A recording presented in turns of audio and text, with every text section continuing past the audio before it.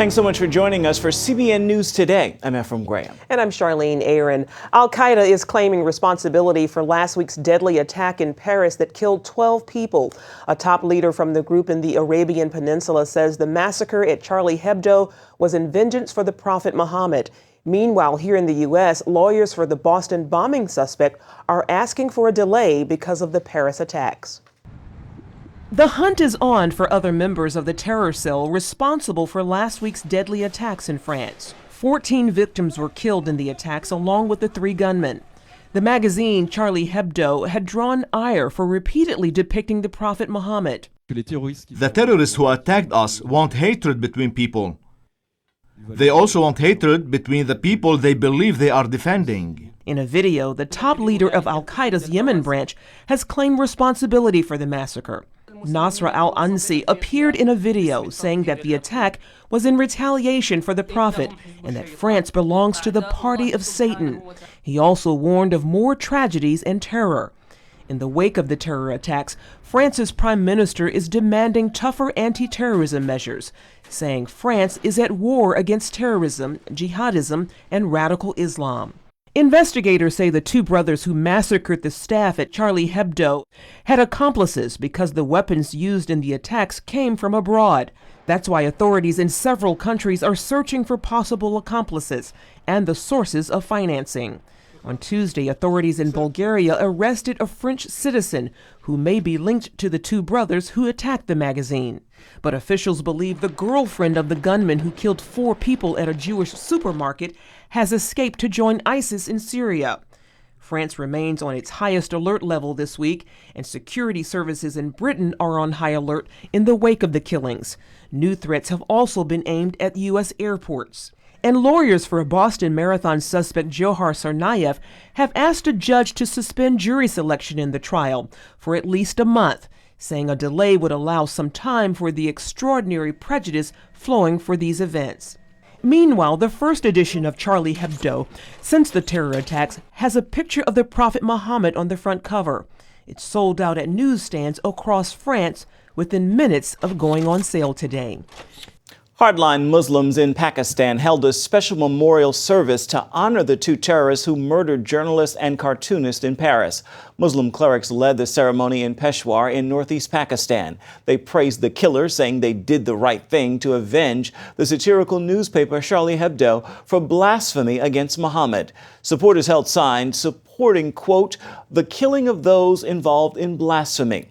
A Muslim professor defended the attack, saying the killings were justified, so they weren't terrorism. We have to make it disambiguous that it is not a terrorism. It is never ever, it holds never ever any linkage with terrorism. We are here to appreciate and give tribute to the Paris attackers. They did the job for all the Muslim communities. They did our work for us. Blasphemers against the Prophet are the enemies of all Muslims. So those young men who sacrificed their lives and sent the blasphemers to hell, we salute them for their martyrdom. The Muslim leaders even kissed the names of the killers written on this banner you see there, and they pronounced blessings over them. The killing of 4 French Jews at the kosher market in Paris last week has deepened fears among Europe's Jewish communities about their future in European countries. The Paris murders came after deadly strikes on a Jewish museum in Belgium and a Jewish school in southwestern France. Leaders in Israel are encouraging European Jews to immigrate to the Jewish state. CBN News spoke to the director of the American Jewish Committee office in Paris, Simone Rodin-Benzakin, about how the French government is responding to the attacks. The reality is that the government has taken this already relatively seriously. Only a few months ago, the government passed the anti-jihad law in the French parliament. The government, the prime minister, just gave a speech at the parliament where he clearly stated that he wants new recommendations from the Minister of Interior in order to reinforce the arsenal in order to be able to combat this very, very dangerous threat to our society.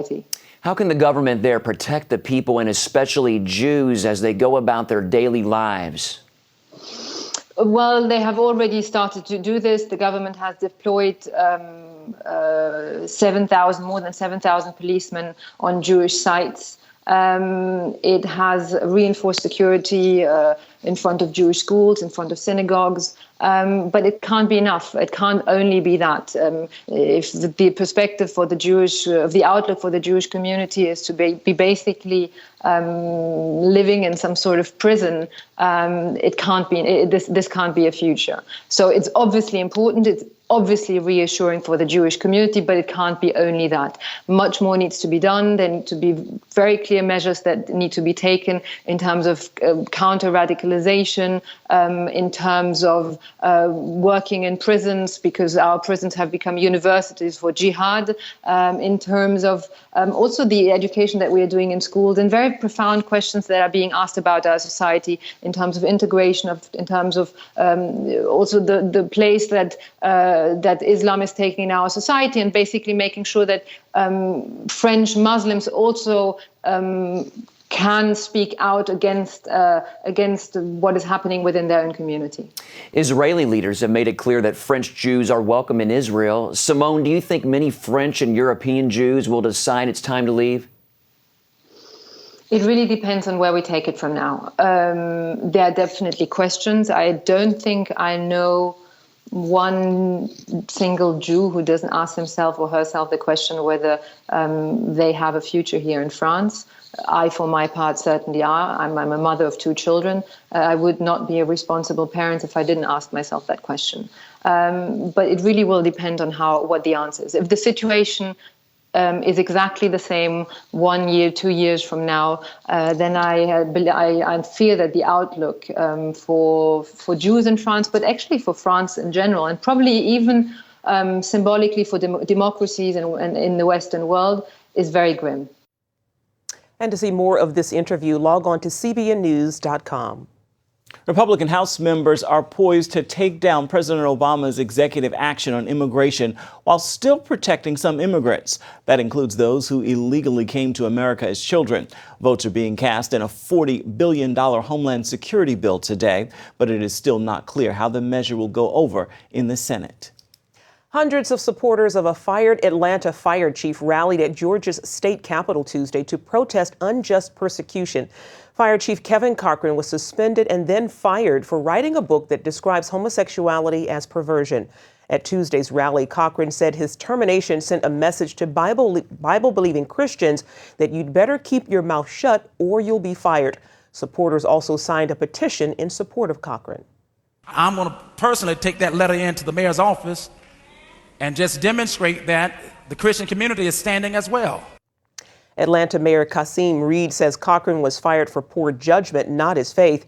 Reed says Cochran continued to speak about the book when he was told not to do so during his 30-day suspension.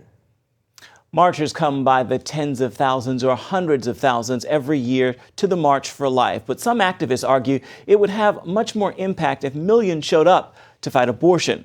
On the eve of this year's January 22nd March for Life, Paul Strand investigates whether such activism really matters.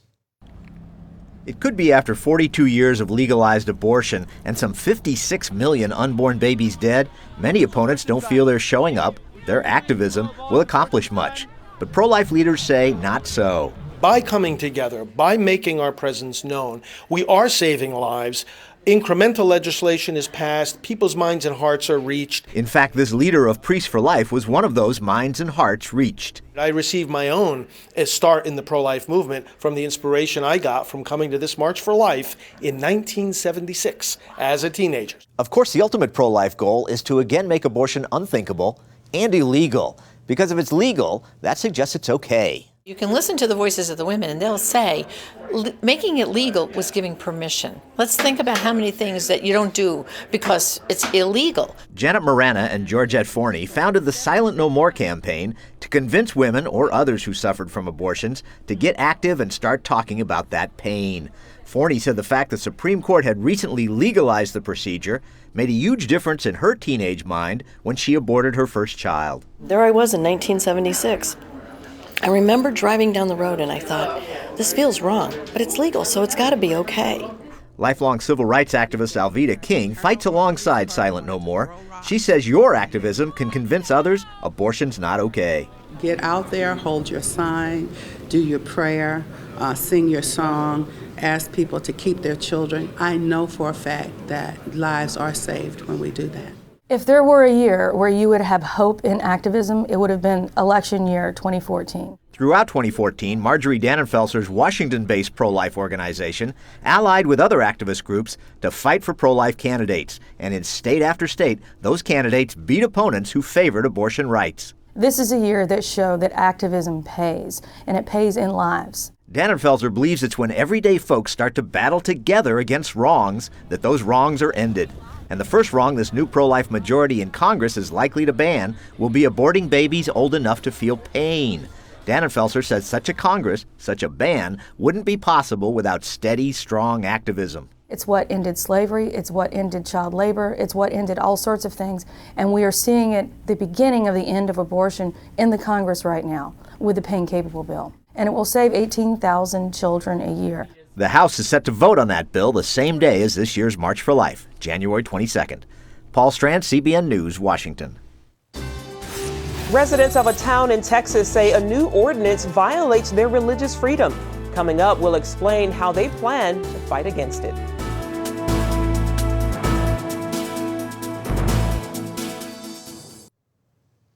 A new bill proposal would strip the salary of any Texas government employee who issues a marriage license to a same-sex couple. It is called the Texas Preservation of Sovereignty and Marriage Act. That proposed measure says state or local taxpayer funds or governmental salaries may not be used for an activity that includes the licensing or support of same-sex marriage. It goes on to say if an employee violates this subsection, the employee may not continue to receive a salary, pension, or other employee benefit at the expense of taxpayers of the state.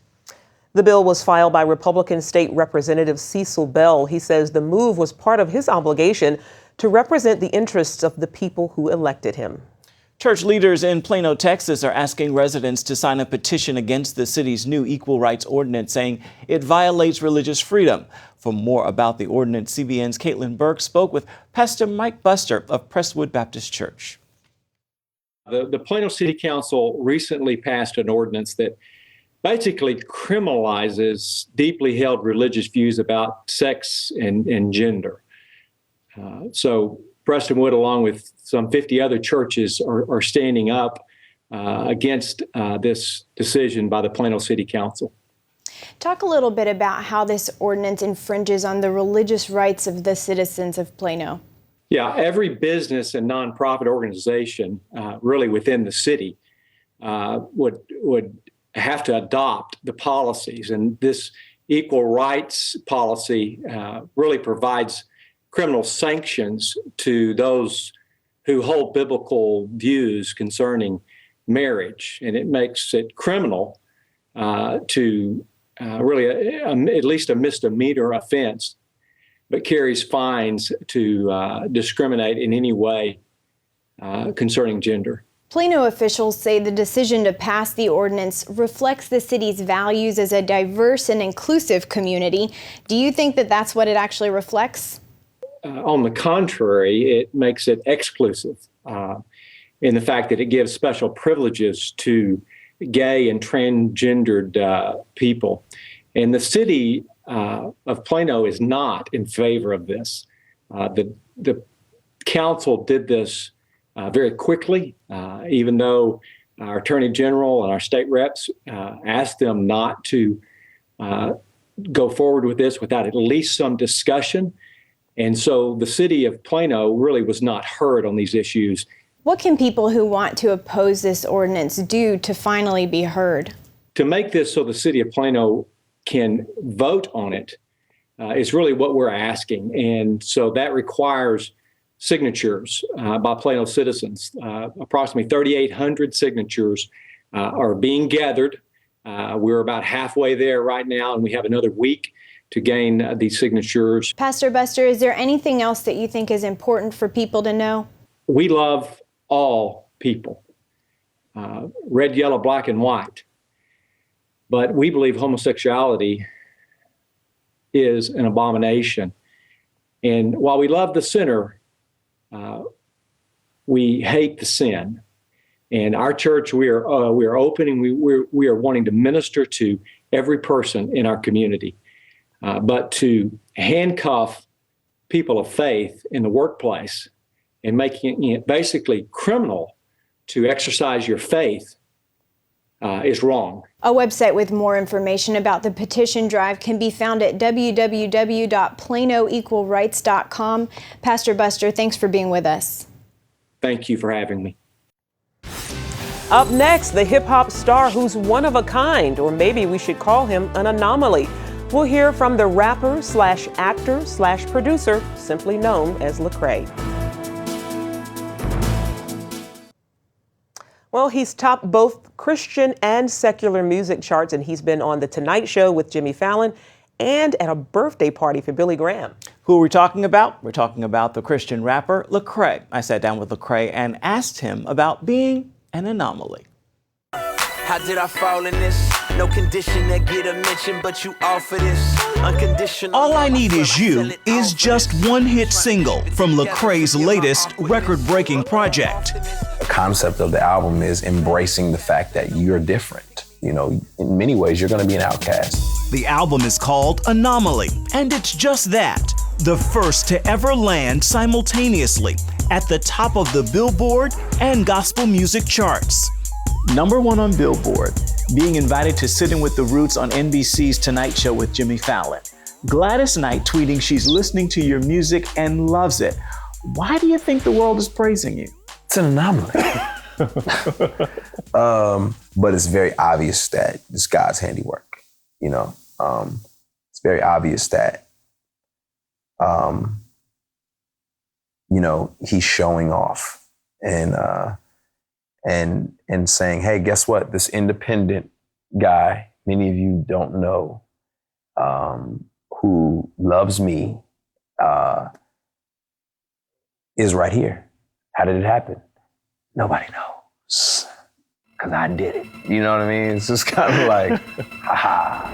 The Houston native started his own record label, Reach Records, more than 10 years ago. This husband and father describes himself as something that doesn't quite fit. A humble hip-hop artist whose music doesn't glorify sex, drugs, or violence. Plus, he's an outspoken Christian.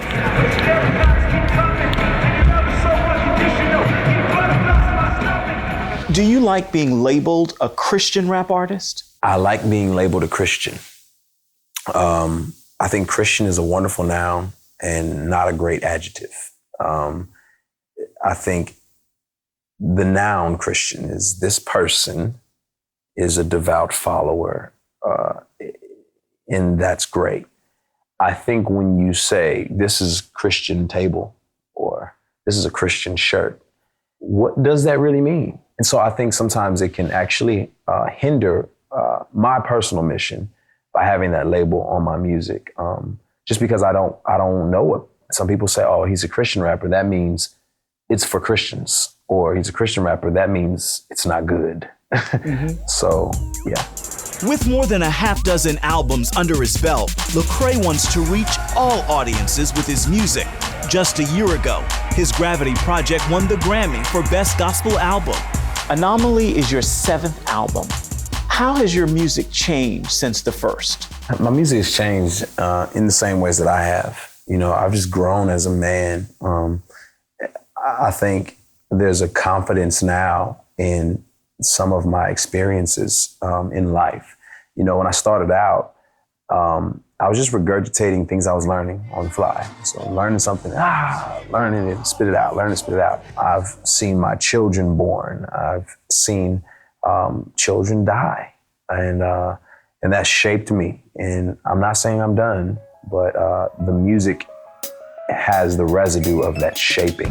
That residue includes the pain of being molested, abused, and taking a girlfriend to have an abortion when he was much younger. I think leaders lead in vulnerability. I think you can trust a vulnerable person. I think the heirs and the guards are taken down. and people can find healing. You know, it's said that hurt people, but healed people heal people. And I can talk about those things because I'm healed. And it helps other people find a sense of healing and to be able to go there and pull those things out of their own closets and deal with them. Let me get you count money to the ceiling. Difference between us like at least a couple million. And the audience for Lecrae's healing message continues to grow. He made his acting debut in the film Believe Me. Just as Anomaly began its steady climb up the music charts. The album wasn't for me, it's for everyone. You know, it was for people to be able to embrace being the people that God's made them to be and being okay with that. Not marveling at the anomalies that we've seen, like, wow, Martin Luther King, what an anomaly. But saying, hey, guess what? It's your role too, you know, is to stand up and stand out. He is definitely standing out. Indeed, indeed. As you were saying, 3 Grammy nominations. Right. He was just on Jimmy Fallon, actually for the 2nd time on Friday. That's right. And this is a man who is strong in his faith and does not back down for Jesus Christ. He stands Lecrae. up. Indeed. Stay with us. We're coming right back.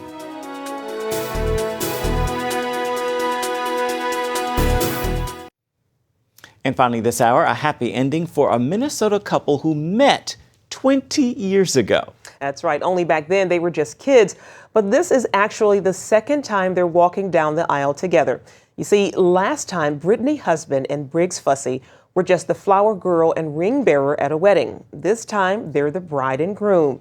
They met for the 2nd time by accident in a college classroom that soon led to romance. He turned around one day in class and said, I think I have a picture of you on my wall at home. His mom whips this picture off of her wall. She's like, I've had a picture of you up in my house forever. I'm like, oh, geez. Briggs' father says everybody knows that these two were just meant to be together. That's a wonderful story. There are no accidents. No. There are no accidents. coincidences. No, not at all. Not Beautiful. at all. Well, that's going to do it for now on CBN News Today. You can find more of our exclusive coverage of the issues you care most about at cbnnews.com. We want to hear what you think about the stories you've seen today. You can do it on Facebook or do it at CBN News on Twitter. Hope you'll join us again right here next time. Make it a wonderful Wednesday, everybody.